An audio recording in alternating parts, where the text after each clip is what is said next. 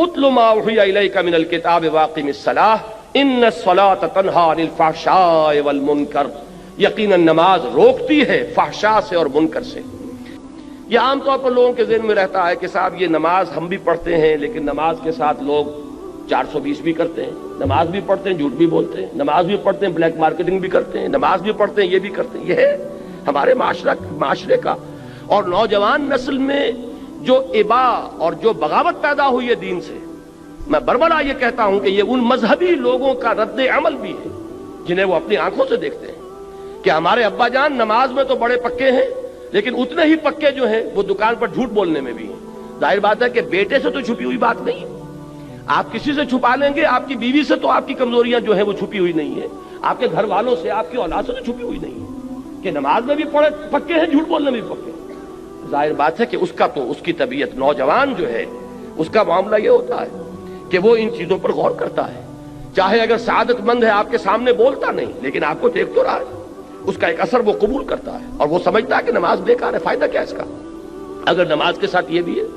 اگر نماز کے ساتھ سنگ دلی بھی ہے، ایک غریب آدمی کو دیکھ کر آپ کا دل نہیں پسیجا، نوجوان جو ہے اس کا بھی تاثر قبول کرتا ہے کہ ہمارے ابا جان کے پاس کتنی کچھ دولت ہے اور اس نے اپنے ایک دکان کے ملازم کے ساتھ کیا سلوک کیا اس وقت، اس کی بیوی بیمار تھی،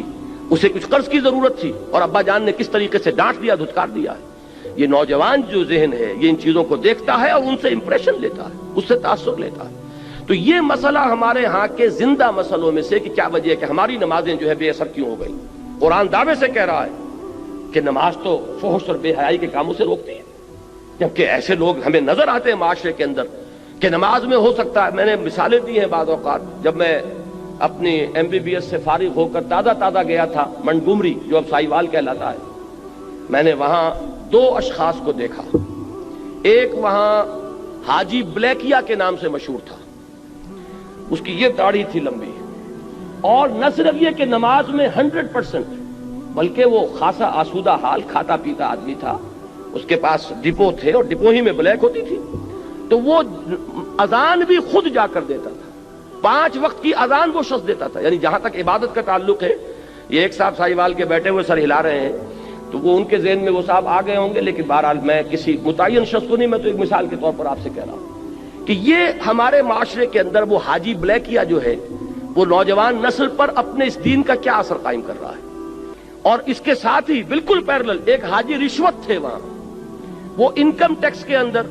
وہ انسپیکٹر تھے، ان کی بھی داڑھی بہت طویل اور نمازی بہت پکے،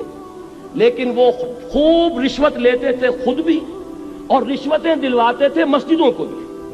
جا کے جب وہ کسی پارٹی کا گلا دباتے تھے تو اپنے لیے بھی کچھ لیتے تھے اور اللہ کو نہیں بھولتے تھے، اللہ کے گھر کے لیے بھی چندے لے لیتے تھے۔ یہ ہے ہمارے ہاں کی وہ دینداری کہ جس کی وجہ سے واقعہ یہ ہے کہ نوجوان نسل میں اگر دین سے دوری ہوئی ہے تو اس کے کچھ اسباب ہیں۔ اے باد صبا ہی ہمارے دست، یہ ہمارے اپنے کرتوت ہے کہ جس کی وجہ سے نوجوان نسل میں بغاوت پیدا ہوئی ہے۔ وہ کیوں ہے؟ وہ اسی وجہ سے ہے کہ یہ نماز رہ گئی رسم اذاں، روح بلالی نہ رہی، پوری زندگی کے ساتھ اس کی کوئی کوآرڈینیشن نہیں ہے، اس کی کوئی مطابقت نہیں ہے۔ زندگی میں جو کچھ امنگیں ہیں، ارادے ہیں، جو ویلیوز ہیں، ویلیوز ان لائف،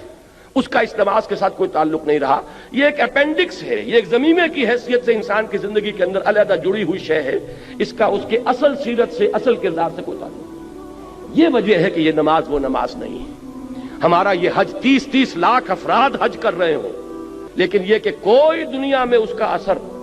ہمارے ہاں سے اگر 1 لاکھ افراد حج کر کے آئیں تو کوئی 1% دیانتداری معاشرے میں ہر سال اگر بڑھے اس 30 یا 1 لاکھ افراد کے حج کرنے سے، تو آج 40واں شروع ہو چکا ہے، 40% تو ہمارے ہاں دیانتداری بڑھتی اور بددیانتی گھٹتی، لیکن نہیں، معلوم ہوتا ہے کہ وہ جو کچھ ہے وہ سب ہے، نماز و روزہ و قربانی و حج